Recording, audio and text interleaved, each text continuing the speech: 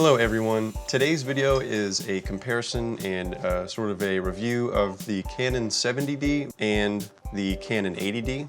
The Canon 70D has been out for a few years now and has been favored among videographers and photographers as far as DSLRs go. When it came out, it was a huge upgrade and it was considered and still is considered one of the top crop sensor DSLRs. Not full frame, that's a totally different topic, so we're just talking about crop sensor DSLRs. 70D took the cake when it came out. The Canon 80D came out several months ago and I've been able to get my hands on both recently. This video is simply to compare both cameras' features and help any buyers decide which one to go with or decide if the Canon 80D has enough more to offer to be considered better than the 70D. So I hope this is informative for people and I will try and keep it as brief as possible. So here we go. So first thing, when comparing these two cameras, we'll talk about the similarities between them. What can they both do? First thing is they are both touchscreen, so you can interact with your camera just like your smartphone. They both have that tilt swivel screen for maximum shooting flexibility. They both have that viewfinder. They both have built-in Wi-Fi, so you can connect with your smartphone and do all that sharing wirelessly. They both have the on-sensor phase detect, which usually improves live view and video autofocus performance. They both have an external mic jack, so you can plug your mics in.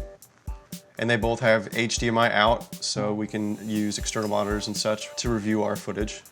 They both have a hot shoe, so we can attach different accessories and flashes and things to the camera, which you wouldn't even need to do since we have this internal flash, unless you have, fancier flashes. They both have the internal flash. So as far as how the cameras are similar, those are a few things to help you get an idea of what you're buying there. So now I'll kind of talk about the differences that the 80D has and maybe some advantages it has over the 70D.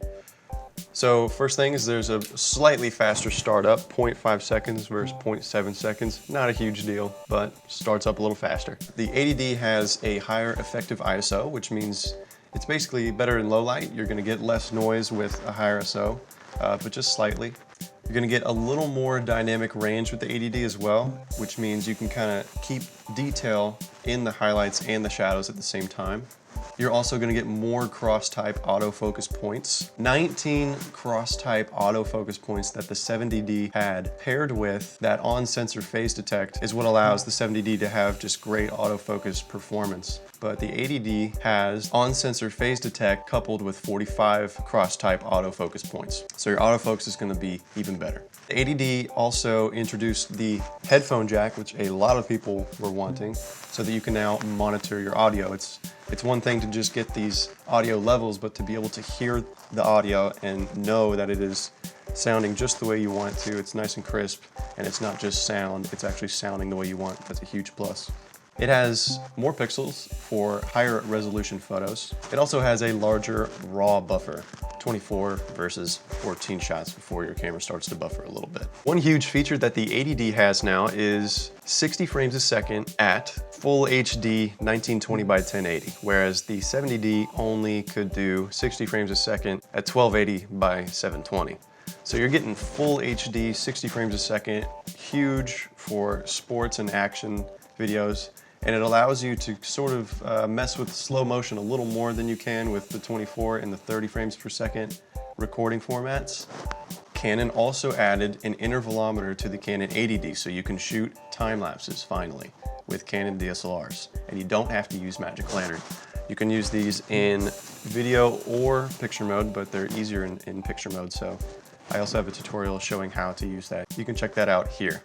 So yeah, that basically covers everything. That's it for this video. Hopefully this can sort of help you in your purchase decision, or if you're torn between the two. Personally, I think the 80D is better, and it's totally worth it to spend an extra couple $100 for that 60 frames a second at 1080p and the intervalometer and more focus points. I totally think the 80D is worth it. But anyways, thanks for watching. Let me know in the comments what kind of video you'd like to see next. And subscribe for more reviews and tutorials like this one. Later.